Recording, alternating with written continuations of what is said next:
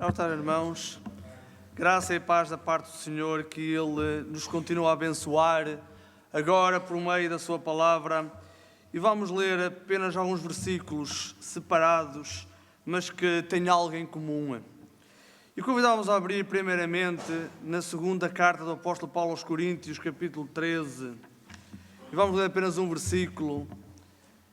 E depois vamos fazer duas leituras em Filipenses.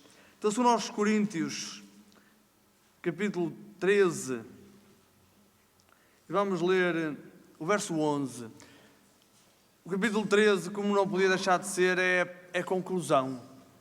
É a conclusão que Paulo escreve no final desta carta a esta igreja. E no verso 11, quase mesmo na conclusão final, conclusão das conclusões, ele diz: quanto ao mais, irmãos, regozijai-vos, sede perfeitos, sede consolados, sede de um mesmo parecer, vivei em paz, e o Deus de amor e de paz será convosco. Queria que atentasses para a primeira parte do versículo: quanto ao mais, irmãos, regozijai-vos. Queria ligar este versículo a outros dois muito semelhantes, escritos a outra igreja. Queria ler então em Filipenses capítulo 3, primeiramente, a igreja que está em Filipos. Paulo escreve um contexto completamente diferente, uma igreja completamente diferente, mas há exortações que são comuns, e esta é uma delas. Capítulo 3, verso 1. Filipenses capítulo 3, verso 1, e diz: resta, irmãos meus, que vos regozijeis no Senhor. Não me aborreço de escrever-vos as mesmas coisas, e é segurança para vós. E finalmente o capítulo 4, na mesma carta, e verso 4. Exortação também antes da conclusão. Palavras semelhantes às que acabamos de ler.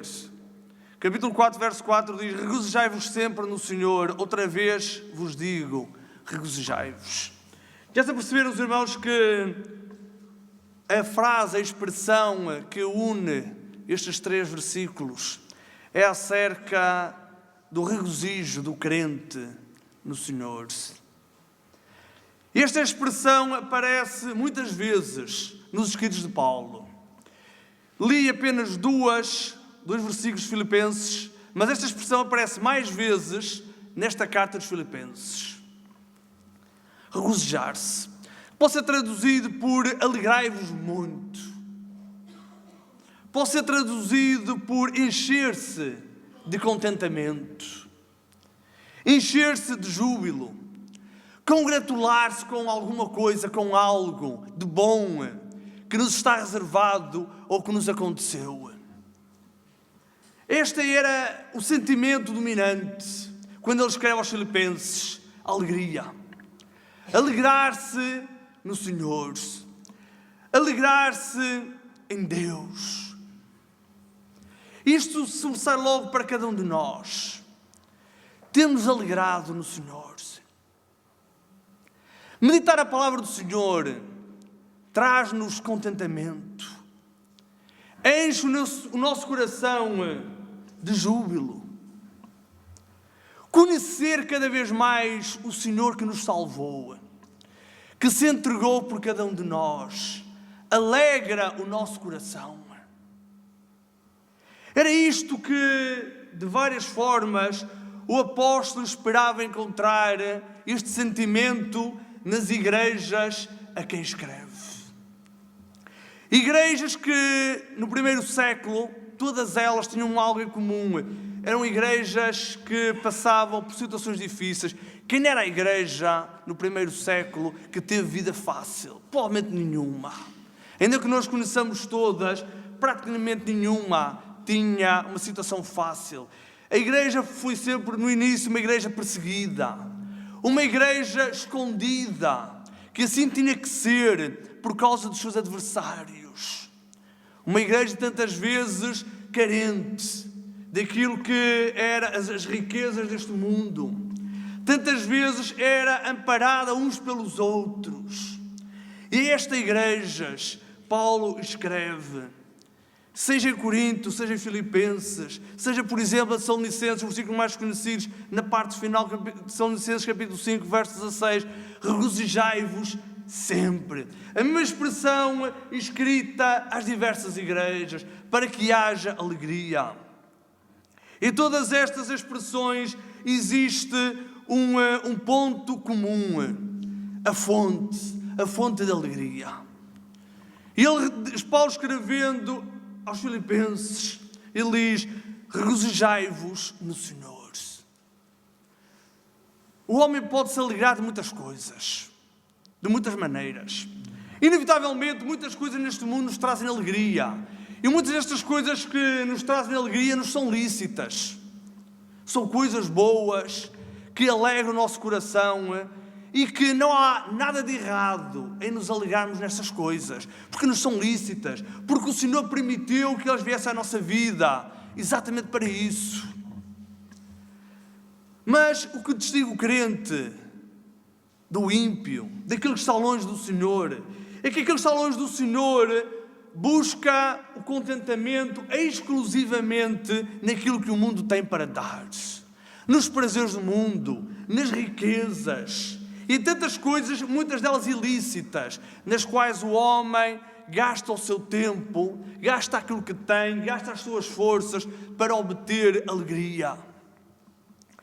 Mas aquilo que deve distinguir o crente dos demais é que a sua fonte de alegria, de regozijo, de ânimo, vem do Senhor. Ele deve ser a base, a fonte de alegria. É isto que o apóstolo Paulo queria que existisse nestas igrejas. Igrejas que passavam, novamente lembrando, tempos difíceis e que precisavam de se agarrar a algo que lhes desse alegria, que lhes dissesse, vale a pena perseverar, vale a pena ser fiel. Então Paulo dizia, olhai para o Senhor, contemplai o Senhor, contemplemos aquilo que o Senhor fez por cada um de nós. Como não nos alegrarmos quando lemos tudo aquilo que o Senhor fez por cada um de nós, quando nós meditamos no amor que o Senhor demonstrou por meio da cruz do Calvário, e como ficar indiferente quando lemos acerca destas coisas, quando lemos que nada merecíamos, que nada fizemos para merecer o favor do Senhor.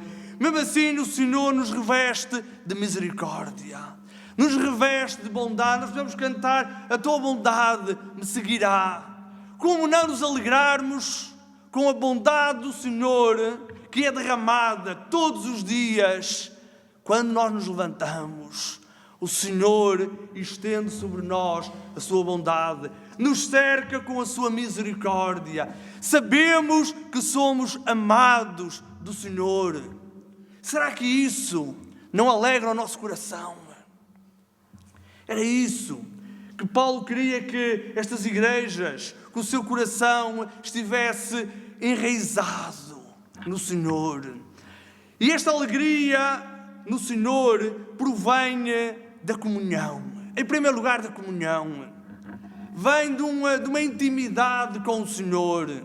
Quanto mais conhecemos o Senhor, quanto mais próximos do Senhor estamos, mais este contentamento nasce, se desenvolve em cada um de nós.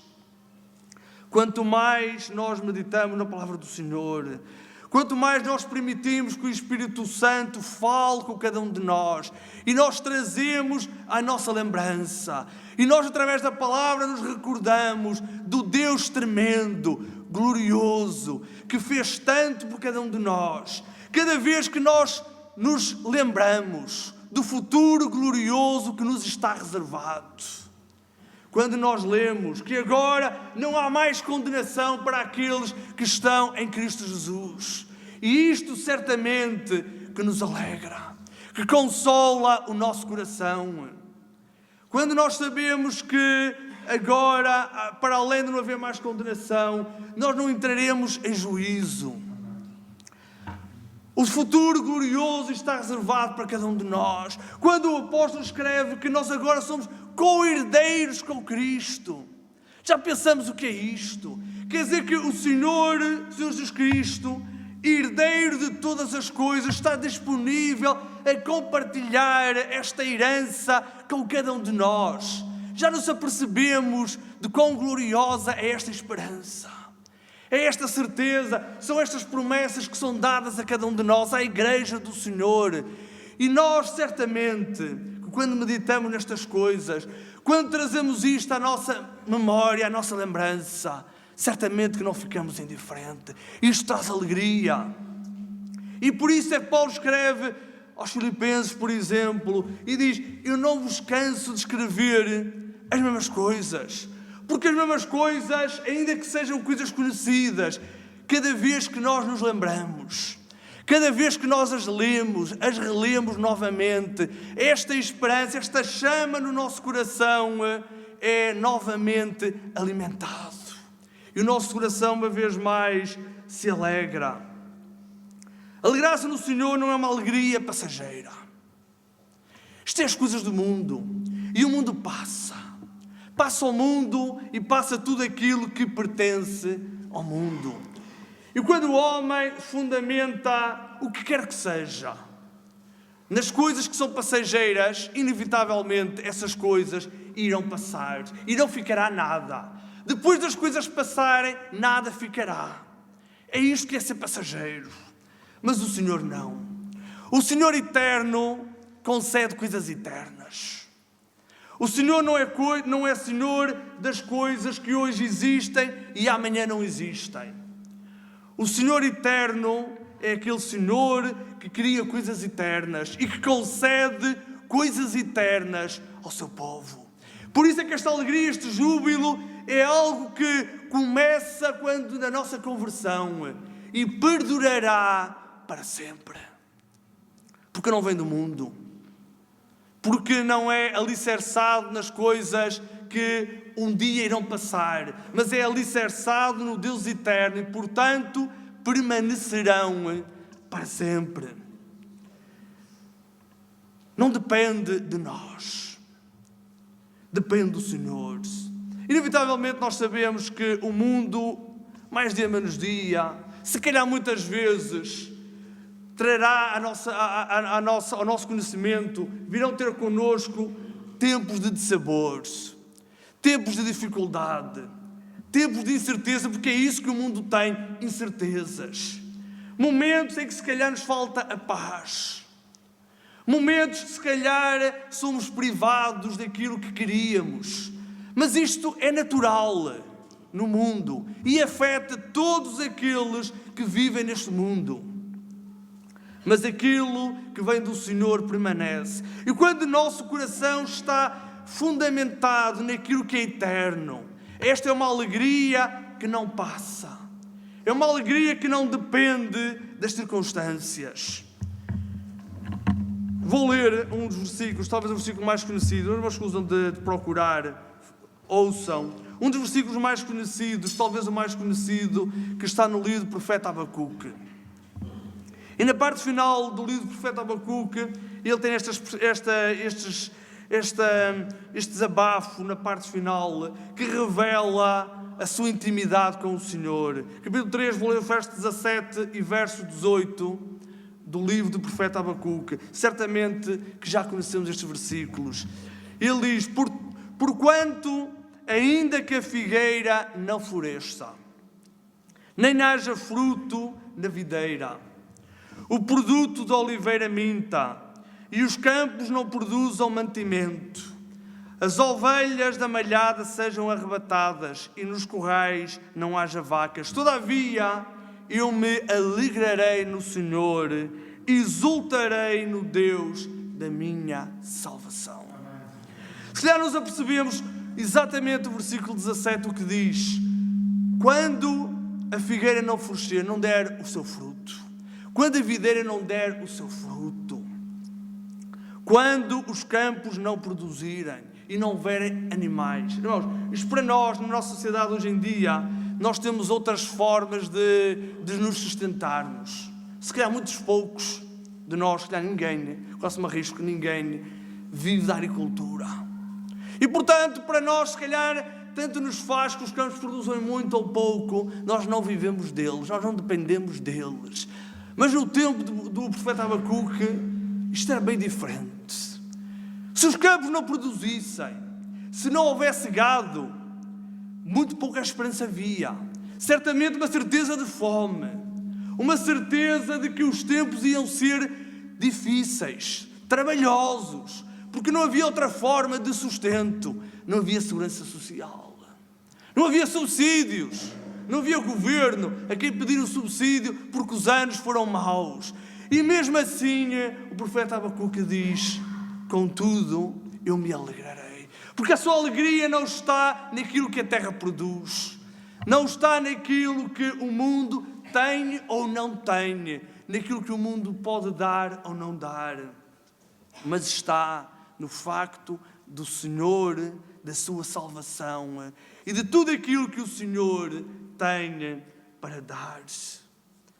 Uma altura em que nós lemos narrado no Evangelho de Lucas, em que o Senhor Jesus Cristo deu poder aos discípulos para eles expulsarem demónios, para eles efetuarem prodígios, milagres. E os discípulos foram, e vieram alegres, e vieram contentes, e foram ter com Jesus Cristo e disseram: Mestre, usando o teu nome, pelo teu nome, até os espíritos fogem, até os espíritos vão e largam o imundo. E vieram alegres por ver estas coisas a acontecer. E certamente tinham razão para isso. Mas o Senhor Jesus Cristo tem esta expressão para com os seus discípulos e diz: não vos alegreis porque se vos sujeitam os espíritos. Alegrai-vos antes por estarem os vossos nomes escritos nos céus. Isto é que é a verdadeira alegria. Não é aquilo que muitas das vezes nós vemos e que alegra o nosso coração, mas só um momento. Mas temos a certeza de que o nosso nome está escrito no livro da vida. Isso sim é motivo de alegria. É acerca disto que o apóstolo queria, que houvesse verdadeira alegria, um sentimento profundo de júbilo, de contentamento nestas igrejas a quem ele escreve, seja aos Filipenses, seja aos Coríntios, seja a Tessalónica, um sentimento de alegria, porque aquilo do Senhor é, por causa do Senhor, por aquilo que eles sabiam que lhes estava reservado, da qual o apóstolo diz que não se contou tudo. Nenhuma parte se contou, porque o homem, o ser humano natural, não está preparado para que seja contado tudo aquilo que o Senhor tem preparado para aqueles que o amam. O salmista, talvez um dos salmos mais conhecidos, Salmo 122, verso 1, diz: alegrei-me quando me disseram, vamos à casa do Senhor. Alegras-te por vires à casa do Senhor. Sentes alegria porque é um privilégio poderes estar na casa do Senhor. Estás ansioso que chegue o domingo para poder estar na casa do Senhor. E estás de alegria poder vir à casa do Senhor. É bom que sim. O meu desejo é que verdadeiramente vivas a semana na expectativa de chegar o domingo, de uma vez mais poder ouvir a palavra do Senhor, porque isso é bom. Isso quer dizer que amas estar na presença do Senhor, que desejas estar na presença do Senhor. É bom quando o povo do Senhor se alegra por poder prestar culto ao Senhor, por poder louvar o seu nome, por poder dizer o quanto ama o Senhor. Irmãos, porque se estas coisas não nos trazem alegria, se vir à casa do Senhor encaramos mais como obrigação do que algo que raramente nos dá alegria, se nós lemos estas promessas tremendas que estão reservadas para cada um de nós que é do Senhor, e isto não gera em cada um de nós um sentimento de júbilo, de contentamento. Que diremos, por exemplo, e vou ler 2 textos, 2 versículos, que diremos quando nós lemos aquilo que o apóstolo Paulo e depois Pedro diz acerca do que é alegrar-se nas situações difíceis. Paulo escrevendo aos Coríntios, à mesma igreja, nós lemos no capítulo 13, no capítulo 12 da mesma carta, ele diz: por isso sinto prazer ou alegria nas fraquezas, nas injúrias, nas necessidades, nas perseguições, nas angústias, por amor de Cristo. Isto é bem mais difícil. Acerca disto, Paulo nunca não escreveu aos irmãos para eles se alegrarem nestas coisas. Mas Paulo escreve que conseguia encontrar contentamento, júbilo, alegria, quando estava preso por amor de Cristo. Uma boa parte das cartas foram escritas nas prisões, que é quando Paulo tinha tempo para escrever. Ele escreveu nas prisões. E nós conhecemos, talvez, dos episódios mais marcantes das prisões de Paulo, que está narrado em Atos, quando Paulo e Silas estão presos, quando a conversão do carcereiro. Mas antes da conversão do carcereiro, Paulo e Silas, depois de serem açoitados na prisão, tinham vontade, queriam louvar o Senhor. O homem natural não entende estas coisas. Quem é aquele que está preso por causa do nome de Cristo? Que está preso por causa da sua fé, do testemunho da sua fé, e por causa do Senhor estando naquela situação, que lhe apetece é cantar, louvar ao Senhor. Um testemunho tremendo que ele dá na prisão. E que ninguém ficou indiferente a ouvir Paulo e Silas. Por isso é que quando as cadeias se quebraram, ninguém fugiu, ninguém saiu. Pedro, escrevendo a outros crentes, não tem palavras iguais, mas parecidas. E que também não são fáceis. Pedro, escrevendo a sua primeira carta, diz: mas alegrai-vos. E vamos ver aquilo que Pedro sugere, em que haja alegria. E não é nada fácil. Pedro escreve: mas alegrai-vos no facto de serdes participantes das aflições de Cristo, para que também na revelação da sua glória vos regozijeis e alegreis. Alegrai-vos no facto de seres participantes nas aflições de Cristo. Isto é bem mais difícil. Mas temos muitas outras coisas nas quais certamente que em nós produzem alegria. Isaías 61:10 diz: regozijar-me-ei muito do Senhor, a minha alma se alegrará no meu Deus. Tens-te alegrado em Deus? Tens-te alegrado pelo facto de lhe pertenceres? Pelo facto de outrora não eras povo, agora sois povo de Deus. Não o conhecias, estavas longe, completamente afastado de Deus, mas o Senhor, na sua misericórdia, no seu amor, na sua compaixão, te fez entender a sua graça, a obra gloriosa de Jesus Cristo. Isto deve-te trazer alegria. Quem é que se alegra em Deus? Aquele que está longe de Deus. É esse que se alegra em Deus. É aquele que a vida lhe corre bem, cujos negócios correm bem e atribui esse sucesso a si mesmo. E que tantos e tantos neste mundo, que humanamente falando são bem-sucedidos, eles não têm uma única palavra de gratidão para com Deus.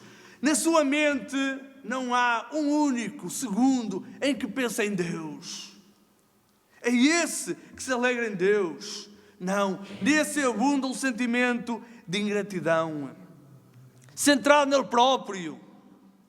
Mas somos nós. São aqueles que são povo do Senhor. Somos nós que devemos encontrar em Cristo motivo de alegria, porque fomos perdoados, porque fomos nascidos de novo, porque fomos transformados e porque agora nos está reservado na glória nós estarmos para sempre na presença do Senhor e tantas outras coisas. Paulo escreve aos Filipenses porque eles não eram os coitadinhos, não eram. Para o mundo, se calhar, sim. Para aqueles que rodeavam esta igreja, que os conheciam, se calhar olhavam para os crentes da igreja de Filipos, de outras igrejas, e se calhar pensavam assim, coitados, estes andam aqui a ser perseguidos por causa da sua fé. Ora, não era mais fácil eles abdicarem da sua fé? E a vida não nos correria bem melhor, bem mais fácil. Mas para o Senhor, eles eram um povo, uma igreja de valor, amada pelo Senhor. E Paulo sabe disso. Paulo sabe que eles são especiais, porque eles são do Senhor. E igualmente acontece connosco. Se calhar o mundo, se calhar lá fora, não te valoriza. Se calhar olha para ti e diz, coitado deste, coitado desta, que se priva das coisas deste mundo por causa de agradar a Deus. Mas para o Senhor, nós somos especiais. Nós somos o povo santo, o povo adquirido, a igreja que o Senhor comprou com o seu próprio sangue. Por isso, lendo novamente o texto que nós lemos em Filipenses, resta, irmãos meus, resta. O que é que nos resta? Nós nada fizemos para a salvação, nada iremos fazer e nada podemos fazer para que o Senhor se alegre de nós, nem que nos ame mais, porque o Senhor já nos ama com o amor máximo que Ele tem para nos dar. O que nos resta? Paulo escreve aos Filipenses e diz, resta-nos agora, irmãos meus, que vos regozijeis no Senhor. Irmãos, que este sentimento exista em cada um de nós. Que nos alegremos verdadeiramente no Senhor. Que esta palavra que um dia nos permitiu, nós vimos ao conhecimento do Senhor, seja a mesma palavra que nos consola, que nos traz ânimo, que nos traz verdadeiro consolo no Senhor. E que nós, sabendo desta fonte que nos traz alegria, tenhamos esta palavra por preciosa e busquemos esta palavra, busquemos aprofundar, mergulhar cada vez mais nesta palavra, porque esta palavra é verdadeiramente a palavra de alegria. Foi assim que os anjos, quando o nascimento do Senhor Jesus Cristo, tiveram estas palavras para os pastores, novas de grande alegria. E a palavra do Senhor para o povo do Senhor é isto, é uma palavra que traz alegria. Irmãos, fiquemos com esta exortação, uma exortação do apóstolo à igreja e que tinha valor e era necessária no passado e que tem valor para nós nos dias de hoje.